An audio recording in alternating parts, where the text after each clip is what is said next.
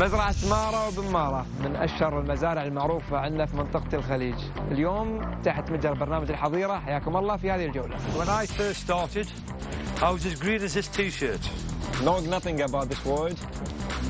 No, nothing about it. I was that fascinated by it.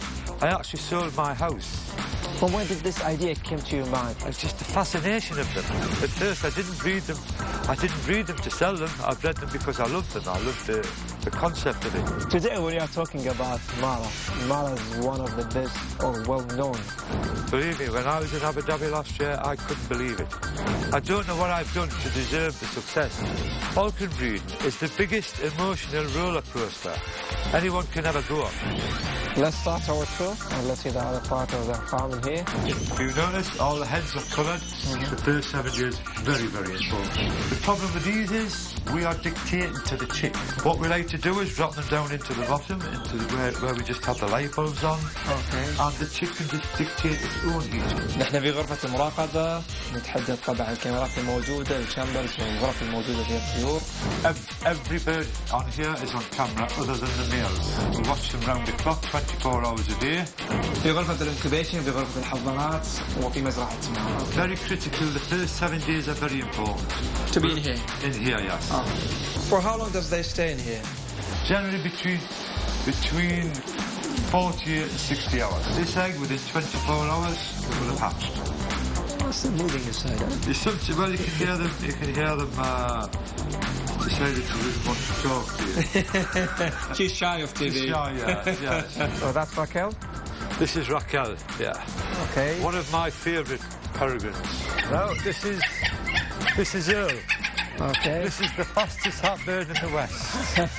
This lad here has produced more winners than any other falcon I know.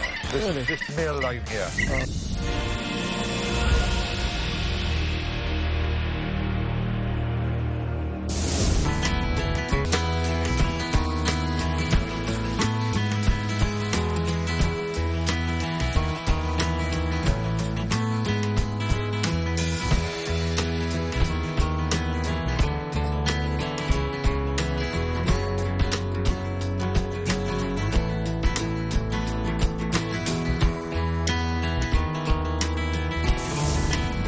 So we are inside the hacking pen.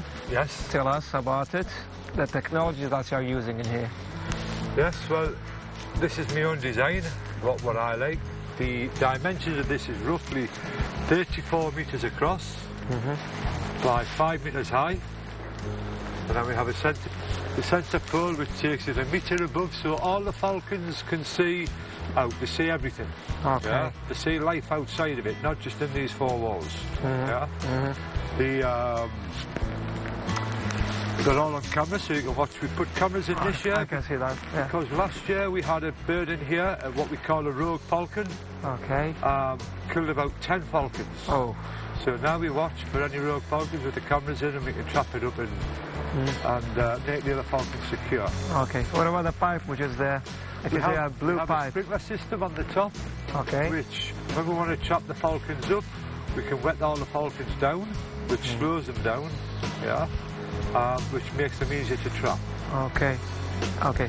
What about the gobbles? Also, yeah, when it's really warm, the heat, we put the sprinkler system on to keep the falcons cool. Okay. What about the gobbles that you're using in here? Yes. This will be about 7 inches deep, and it's covered with taram. This is purely for cleanliness, and it's like acts as a natural soap away. It washes all the nits, what the falcons drop, and it washes them through, and then we clear it all out with fresh gravel in. You're using a flag here, black or blue, I think, a blue flag. Okay, the reason we have this is, when the falcons go around, if we didn't have these on, they would touch the actual tip of the wing onto the net.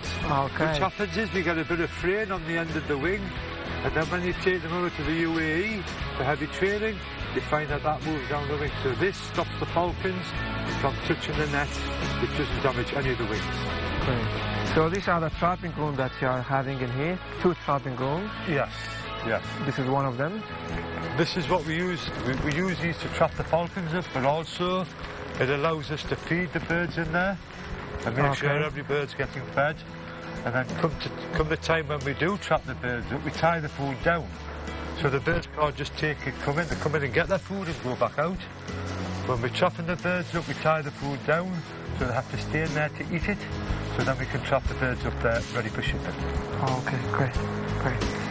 مشاهدينا الكرام راح نشوف زاوية أخرى وراح ننتقل لمكان آخر ونشوف هذه المرة الغرف الخاصة بالأزواج. خلكم ويانا في قناة مارا.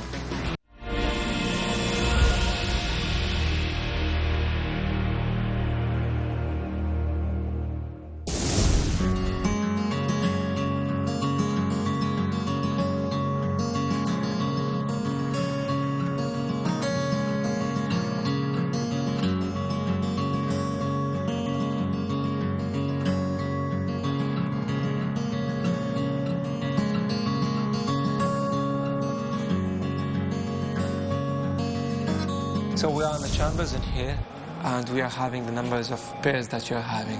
Tell us where are we, which kind of technology that you're using in here.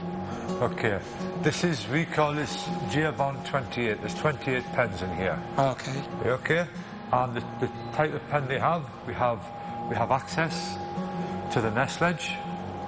This is without going into the pens at all. We have access to put them a fresh bath in, fresh water. And we have drawers on them, so that we can feed them through the drawers and a viewing panel. Then inside they have a camera. Okay. So these are what we call total seclusion aviaries. They never see anyone. Once the chicks are in there, they never see anyone until they're caught up to put into the hack pen. I see. Why you try, let's say, to avoid the pair from any human or see a new one?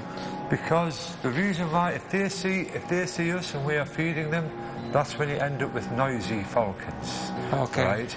They see us and relate us to food. The minute they see us, they want to start screaming for food. So if there's total seclusion, mother feeds them, nothing to do with us. I see. We'll only catch these birds up 3 times. Once to take off the mother, to put into the hack pen.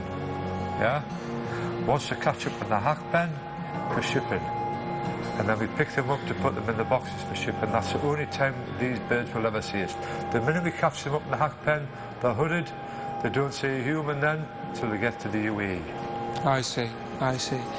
And how many pairs do you have in here? There's 28 pairs in here. 28. Yes. Okay, and this is the one that you told me about to use for the food? This is the food drawer.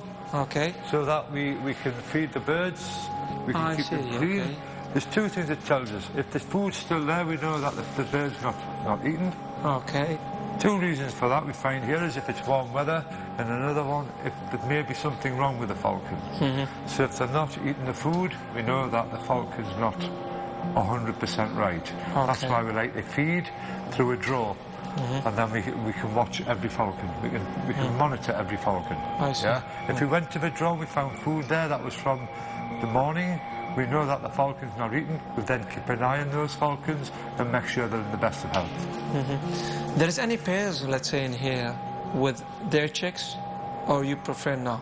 No, there's some pairs in here with chicks, but we've shut the shutters off on them so they can't see us at all. We don't want them to see us. Yeah? Okay, great. So you try to simulate for them as more as possible the normal natural life, let's say, away from human beings, so that they can do their job and have the chicks. Pairs. There's natural pairs, and we are naturally like mother would on a nest ledge. I see. Yeah, and that's what we do. We don't let the falcon, we don't let the young see us at all. Otherwise, if we did that, that's when you get screaming falcons. They relate you to food. Falcon's not worth nothing. I see. If it's a screamer. Yeah. For the educational side, here you are having the normal, let's say 2 peregrine and 2 pews, something like this. And there, the cross, you have to do it, let's say, from other way. Am I right? Yes. Correct me if I'm wrong. Yes. This here is natural pairs. Okay. On the imprint side, that's when we have to have the male and a separate female. But here, these are called a natural pair of birds, what you put together as young, and hopefully when they come to maturity, they will breed. I see. Okay. Out of 28 birds in here, or 28 pairs, what's the percentage, let's say, of the G's, peregrines? Are they all of them, let's say, G's, or all of them are peregrines? And No, this is what we call a gear barn. We have another one of these, what we keep specifically for peregrines. We keep the gears and the peregrines separate. Separately, yes. Okay. Even though they are in different rooms? Even on the different rooms, they're kept from a completely different building altogether. Okay. So they don't upset each other. What about that plates in here that you're having? You're having the details of the pairs inside on these? Yes. Okay. So this one is... It's an Icelandic Canadian deer. Okay. Bred by Falcon Mews. It has its hatch day on. Okay. So this bird is actually 3-year-old, and it's been put with one of our black males, which is again a 3-year-old. So at this moment in time, they're just a young pair of deers, and maybe next year at 4-year-old they may breed. Okay, so you have 2 out of these plates, one for the male and one for the female. One for the female, which tells you everything about it. Okay. Well, it's even to its hatch date, to who bred it. What about the pin number? What does it mean? That means it's in pen 9. Okay, so that's, let's say 9. Okay, I get it. But they're not right, but yeah. Okay. That should be... It's just so that we can track every bird and know what bird... When we move them out to clean them, we know exactly what pen to put the birds back into. I see. Yeah? I see. Okay, what about the lighting that you're using? Is it, let's say, a kind of specific light that you're using, or it's the same normal lighting that we are having? Normal lighting, but we never put them on. Okay. We only put these lights on in winter when we're cleaning out. These never ever go. These are purely for cleaning out. We never put them on when the falcons are in here. Okay. The birds could make it if it's, let's say, a light and somebody's there, if there is a different light of the normal light, I believe. Yeah. No. These are just normal lights for the cleaning out. There's nothing special about them. Great. So that's about the pairs that we're having here. That's all the chambers and the number that you are telling us. Basically, this design, how does it work? So how long does it take you to build something with these ideas, to put something different and all these technologies? We built this ourselves. Okay. And these aviaries took us roughly about 12 weeks. 12 weeks. 12 weeks to construct, but we had a lot of men on. Yeah. Okay. The biggest work is obviously it's all plastic sheet, and the reason we have them like this is these are concrete panels which are sealed. Right, it's all for cleanliness. They have in the floor of these we'll have 18 inches of gravel. They're in concrete panel pens, which are all sealed, which you can't get no dampness in. Yeah. And all the nest ledges and everything is interchangeable, so we can change them quite easily. Yeah. But it's all about cleanliness. And again, the plastic sheeting on here, it means that we don't have to paint anything. It's light for the birds. We feel the right environment for them. What about the chambers from inside? Are they having, let's say, are they open toward the air, or it's closed? No, these are 50-50. Okay. 50% open, 50% closed. We have them closed over the nest ledge, and then we have them netted 50% of the aviary, so they get natural sunlight. Okay. Yeah, and fresh air. I see. So because basically the birds build their nests on the shade, you put the shade on this side. Okay. So we put the nest ledge in the cover so that they're protected from the elements. Yeah. I see. But we still want them to get natural sunlight in.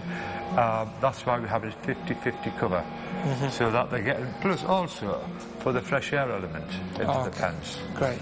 So Mara, we are having here some of the chambers, but why they are having a number and a sticker on it? Okay, when that's stuck on there, that tells us that there's 5 chicks being reared in there, and that tells us how much food we need to feed that particular pen. Okay. So every bird that has chicks in it has a number as to how many chicks it has. Yeah. So that's when you get to, let's say, the chambers, whoever you find, let's say, colourful sticker on there, that means they are having chicks. They've got chicks in there. And the number means the number of the chicks. That number means how many chicks they're rearing. So we know how much food to put in there. And so if you've got 1 or 2 aviaries, not a problem, but when the amount of aviaries we have here and the amount of chicks, we possibly could rear 190 chicks here. We need to know the number of chicks in every pen so they're fed adequately. I see. Yeah? What about the mother and the father in here, the parents of these chicks? These birds are purely for rearing chicks. We don't want the eggs or anything. We have this particular bird in here is 16 years old. Oh, this is the one, right? But yes. She's the mother? The mother, she's 16 years old, but a fantastic rear. Down here we have some birds that we've got purely for rearing chicks. We don't want the eggs. If we don't incubate the eggs because we don't want the chicks. Because we breed so many falcons, we need a surplus of parents that we know we can rely on for rearing our chicks so that the chamber raised. Okay, I see. It's like adaptation, I mean, for them toward the chicks that they are having. Yes. From the parents. Yes, yes. Okay. Great. And it's very unique here if the actual mother rears her own chicks. It doesn't happen to rear any. Okay. A bird will rear any chick. Yeah, if they're a good mother. You can put any chick in there. And she's taking care of any chicks? Whether they be cheers, peregrines, you can put them all on the same nest ledge and she'll rear them all. Here there is 5 chicks, and as you mentioned, that's to know how many or how much food, the portion that's to be served. How much food these chicks will require. Great, great. What about the one which is after that? I think it's the same, but in a different color. 5 chicks again. It's just the same. It's got 5 chicks in there. 5 chicks. 5 chicks, yes. Let's see the parents. How old are they and how good are they? These birds, it's a 4-year-old. It's a geosaker? Again, a geosaker. We don't even want the chicks. Okay. We don't want no chicks off these. These are purely for rearing young. Okay, and there's 5 chicks inside. As I can see here, it's 2002 and 2010 pair. Yes. The female is not very old. Only 4-year-old. And the male are quite old. He's a 13-year-old male. He's a pure jay. I see. Never filled the egg in the 13 years I've had him. We actually call him Blanca. Okay. But because he's never filled an egg. But he's worth his weight in gold as a father for rearing chicks. So he's as valuable as any other bird on here. Yeah? Even though that he's not really good in filling eggs, but he's good in taking care of chicks. Because he rears chicks, yeah. He's a good father. Yes, right. Definitely. That's the end of our journey, I think, in here. Let's start from somewhere else in the farm. Okay, Let's go.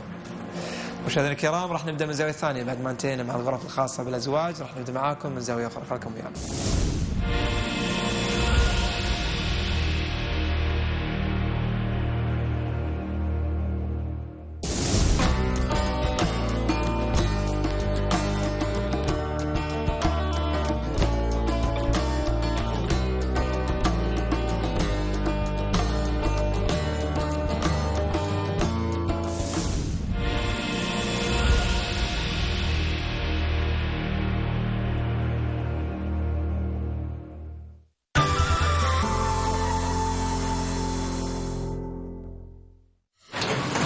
أفضل خيول السرعة، أقوى الفرسان يلتقون في سانداون بارك في بريطانيا في سباق كورال إكليبس. أفضل الخيول، الفرسان والمدربين يشاركون في الحدث لكتابة التاريخ. سباق كورال إكليبس على قناة ياس.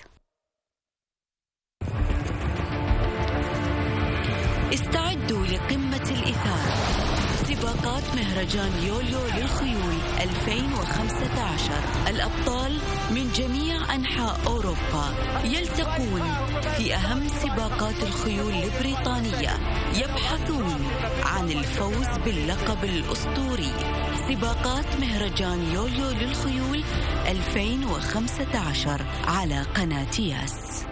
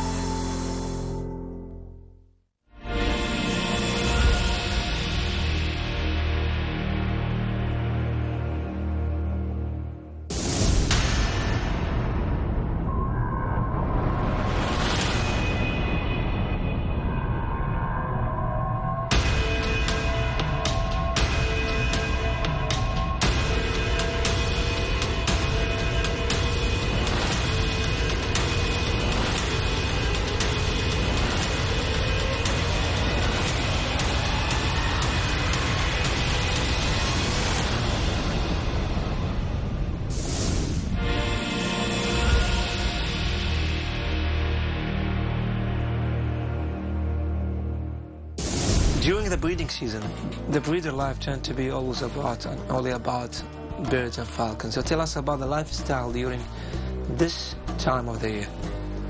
We don't have a life. This time of year we don't have a life. Everything's down for the breeding. We work on average 20-hour days, maybe for 10 weeks through the cycle of the breeding season, because every time a bird lays an egg on the imprint side, we inseminate within half an hour. So we watch the cameras, all the birds are on camera, we watch them round the clock, 24 hours. Yeah. And obviously we inseminate a lot of our birds in the dark. Right? So we have to wait till maybe 10 o'clock in the evening before we even start inseminating. We maybe go out and inseminate 20, 22 falcons, but we check every bit of semen before we inseminate it to make sure it's valid. And then any bird that lays, we may get to bed, say, at 2 o'clock in the morning, but you may be woken up at 2:30 because the bird's laid an egg.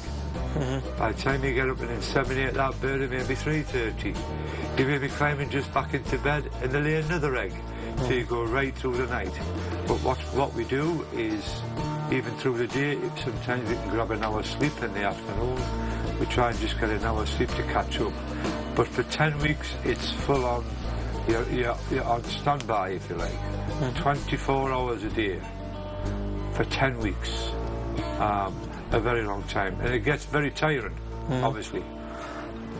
But they only lay once a year. Yeah. So for every egg laid, you have to be there for it. Yeah. That feeling toward the birds, I mean, for every egg to be laid, that you are there, for every egg to hatch and to have a chick out of it, it's your moment as well. So you are just taking part in this circle, taking really the whole life of you during this breeding season. We don't have a life. For breeders don't have a life in the breeding season. It's just full on.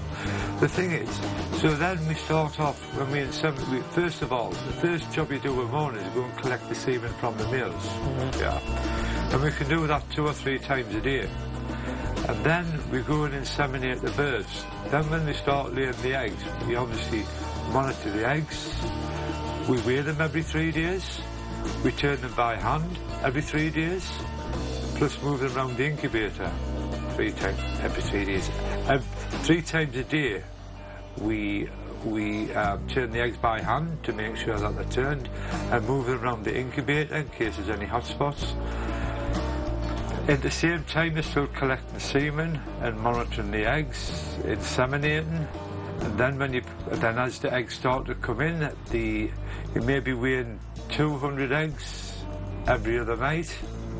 And then when it comes to the point of where they are drawn down ready for hatching, it's just ongoing all the time. There's no, and one thing you can't do is you can't relax, because you start relaxing and problems. That's when you start getting problems.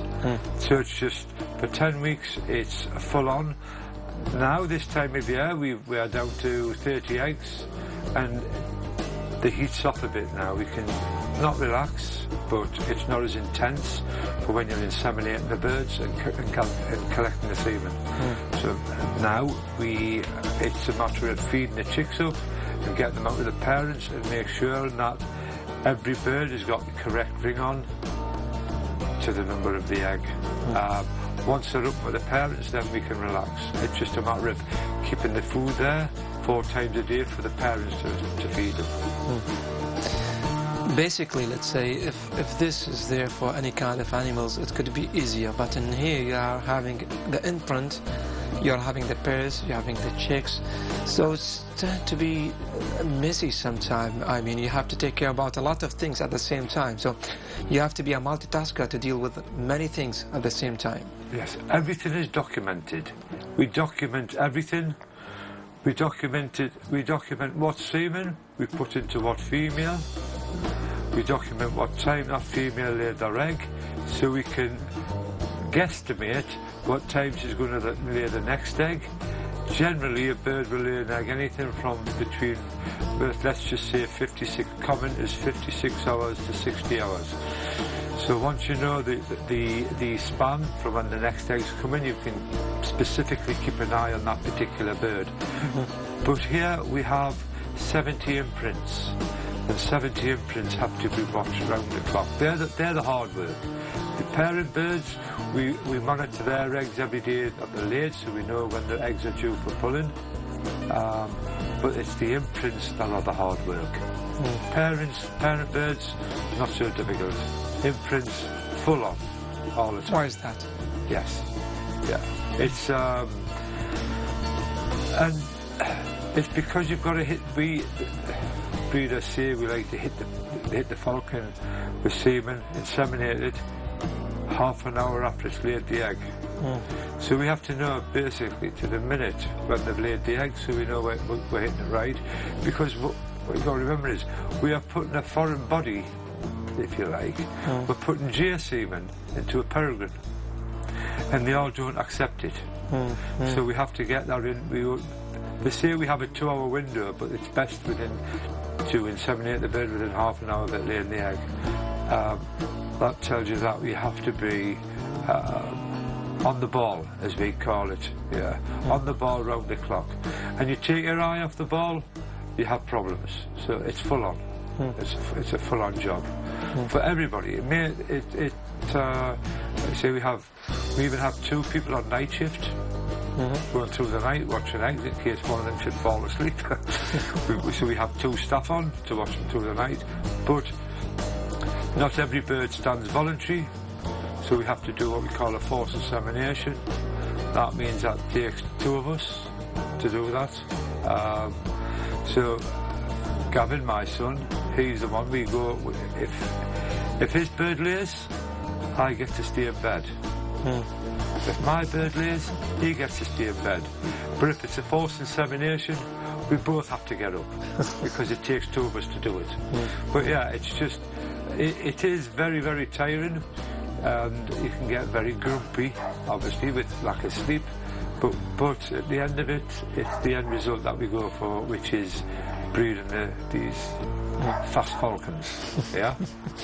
If I'm gonna ask you, let's say, what's the period that you think during this type of breeding, the most sensitive period?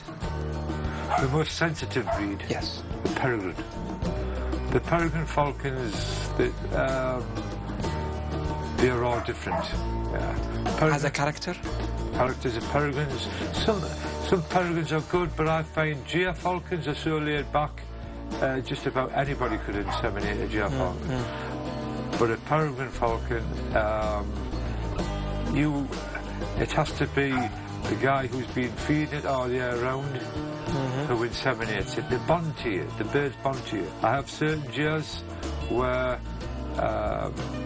or peregrines for that matter, they won't allow anybody else in the pen other than myself. That's why we allocate so many to my son and so many I do. And what he does, I don't go anywhere near them. And what I do, he doesn't either. So we both do our own birds.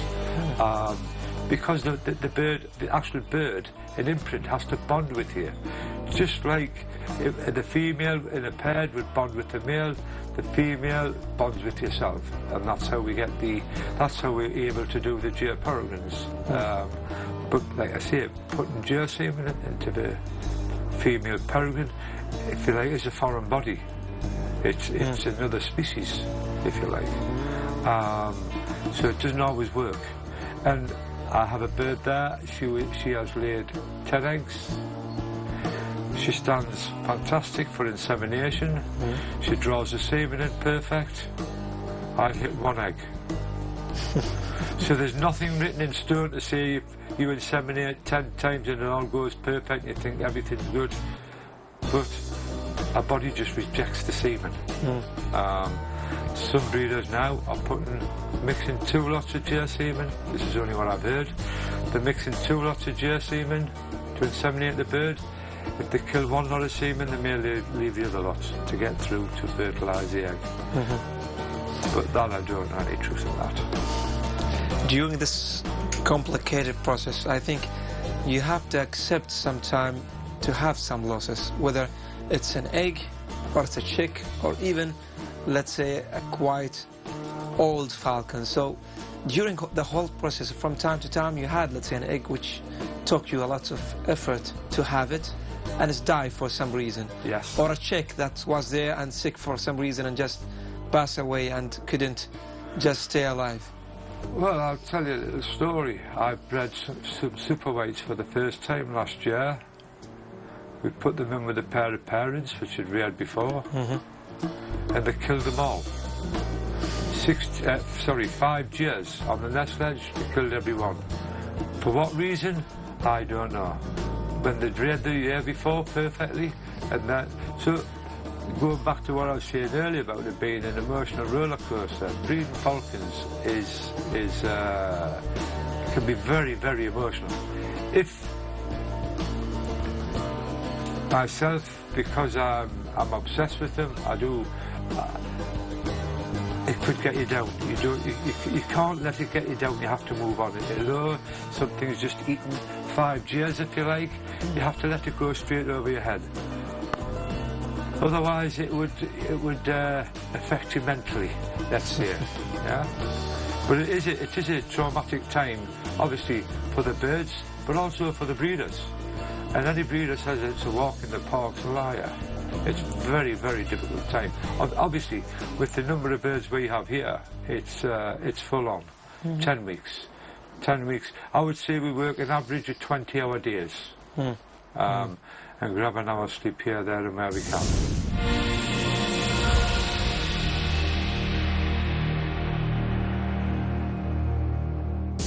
We were talking about this life that you're enjoying, about the bird. And you told me, like, the moment that you just release this bird in the hack pen is totally different moment that when you get it out from the hacking pen. It could be totally different bird than the one that you put it in. What you put in and what you bring out is a completely different bird. Because when you put it in, it's a young chick.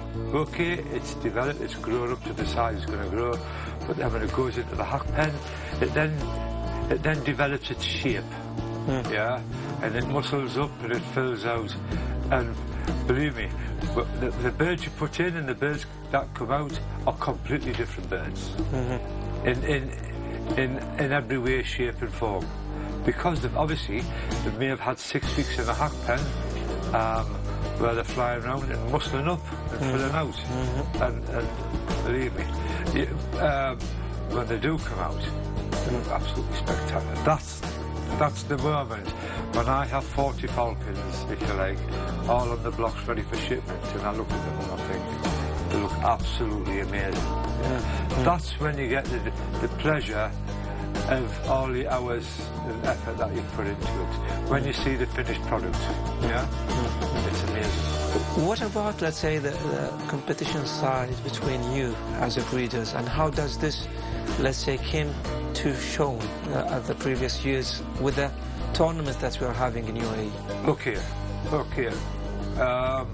Up to 2 years ago, once a breeder had bred his falcons and sent them over to the UAE, that was just finished. That was our breeding season over. But now the racing in the UAE is getting so popular, right? We now can watch it we have an app. We can watch on an iPad, and we can actually see the birds that we've bred racing. Believe me, there's a big interest now in between the breeders in the UK, I know, that all watch the app and who's doing best at the racing. Just so happens that we are. We've won everything this year, and we are the, if you like, we are the farm to beat. And I always think competition's healthy, yeah? Because without competition, there's no competition, if you know what I mean. Yeah. But it's becoming that popular now. Everybody wants to watch the racing. Whereas before, it was only, half a dozen breeders watching it. I know lots of people who have taken interest in the sport that we do with the falcon racing because it's something that they've never seen before. But it's so when off season were finished, say if we ship the falcons out in September, our season were finished, But now we look forward to once they've finished training the falcons over there for the racing, we all have a keen interest. Especially now that Sheikh Hamdan's putting Range Rovers up for breeders, every breeder's got a big interest, yeah? And I think it's a good thing. Me personally, all I'd want is a trophy. I'm not bothered about a Range Rover. Just something to show for our efforts, if you like. To show, I know that at the moment in Abu Dhabi and Dubai, our birds are well sought after, the Mara falcon. And it's only because we've had 3 very successful years at the racing. And that's why we're in demand. In fact, that's why you're here today, for the success that we've been having. Of course. Through all the tournaments all over the year, I've seen many breeders coming there to Abu Dhabi or Dubai to see the tournaments, to see the competition, to know more about the birds, about the breeders, the farm that's working into this. And I think it's turned to be a whole environment, from the falconers, the falcons, the breeders, the tournaments. It's turned to be a big community of falconry. It's a massive community. Only what you find is breeders don't tend to, let's say, we don't intermingle. We all stay. We all have our own farms, and we all want to be the top dog, if you like. So breeders don't tend not to talk to each other. The same as in the breeding of falcons. There's no falcon breeder will show you the ropes as to how to learn to breed falcons. It's something that you have to learn from wherever you can get that knowledge from. So it's breeders tend to stick to themselves. They're not. It's not like a community club. Yeah. But the interest in the racing has brought interest for everybody, and not just that. Because of the success that we are having in Abu Dhabi and Dubai, it's created a lot of work for the breeders over here, because everyone wants a Mara falcon bred in the UK. So the Arab mentality is the UK breeds the best falcons, whether they come from Mara or anybody else. So all the breeders are benefiting from it, for the success that we are having, yeah? Which can only be a good thing. And I can't wait for the next, whereas before when my season was finished, the breeding season finished. But now I can look forward to the racing season, and I have as much interest in the racing season as I do in the breeding season. So it's just extended our year, if you like. جزء غطيناه مشاهدينا الكرام في زيارتنا لمزرعة مارا. راح نتحدث أيضا عن جانب آخر. خلكم ويانا.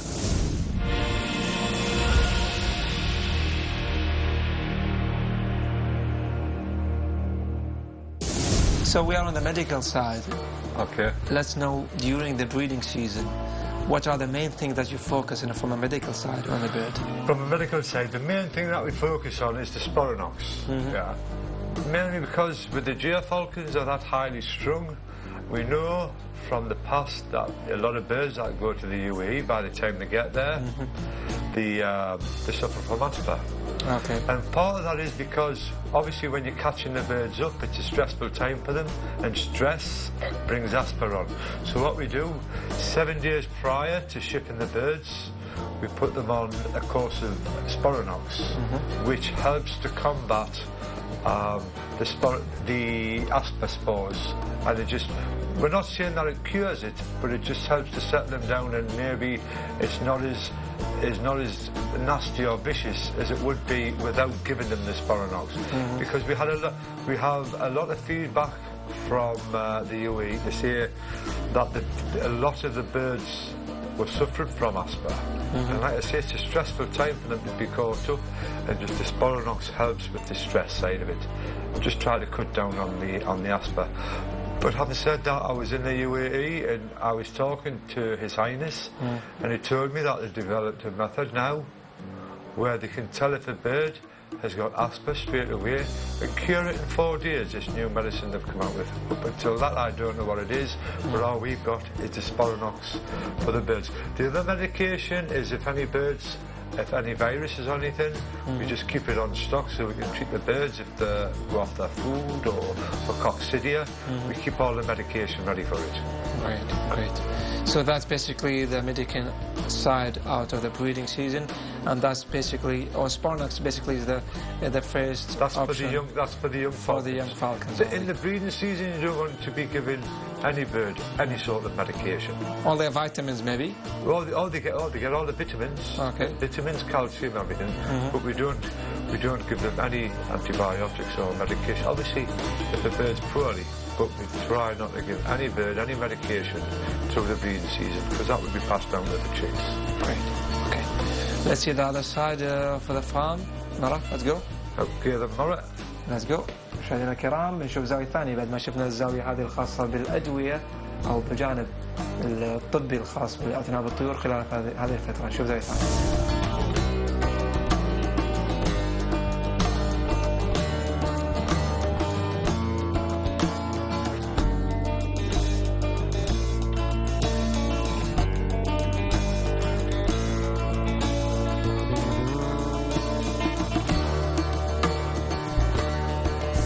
Mara, we are in the food room. Tell us basically what we are having in here, what's going to happen.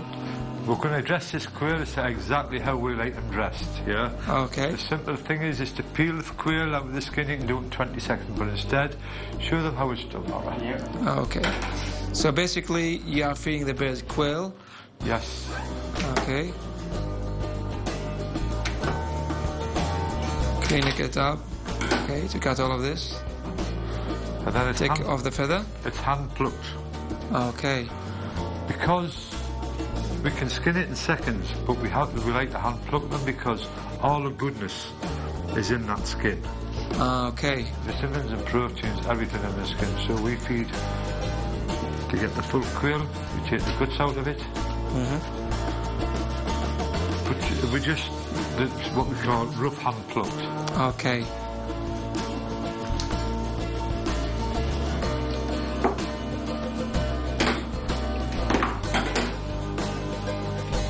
This is the way you make it clean and ready to be eaten. Take off everything from the side, huh?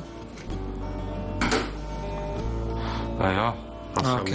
That's how we present our quail to the birds. Great. Full of goodness. Great. No sauce on it? No sauce on it. No sauce. On the rocks. Great. So this is the food, and basically we can see a lot of baskets here having a lot of quails. Yeah, these are out ready for tomorrow, yeah? Ready for tomorrow meals. Tomorrow's food. Great. That's all for here. Thank you very much. You're welcome. So let's see the other side from the farm. Thank you very much. Let's go for somewhere else. نروح زاوية ثانية بعد ما شفنا الجزء وكيف يتم تحضير طبعا الكويل للوجبات الموجودة، ونشوف طبعا الكمية الموجودة في غرفة الطعام الموجودة هنا في مزرعة مارا. خلكم معنا.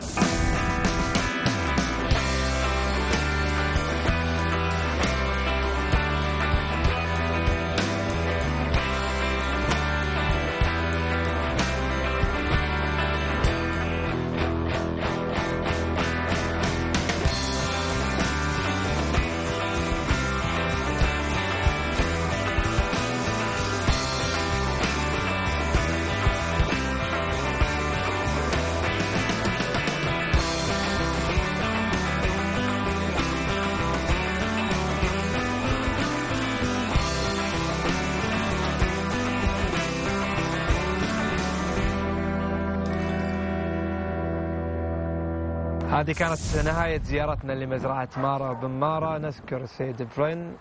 It was great to come here to Doncaster exactly to see you, to know the facilities, and we've enjoyed actually our visit to your farm. Thank you very much. I've enjoyed having you here, and thank you very much to Yas TV for coming. Of course. Wish to see you soon in United Arab Emirates. I will be over to Abu Dhabi to watch my birds fly in the racing. Of course. Thank you very much. Hopefully to win. Thank you very much. Wish you all the best. Thank you. شوفكم على خير مشاهدينا. هذه كانت زيارتنا لمزارع مارا بمارا. نلقاكم ان شاء الله بمزرعة ثانية. نلقاكم على خير. مع السلامة.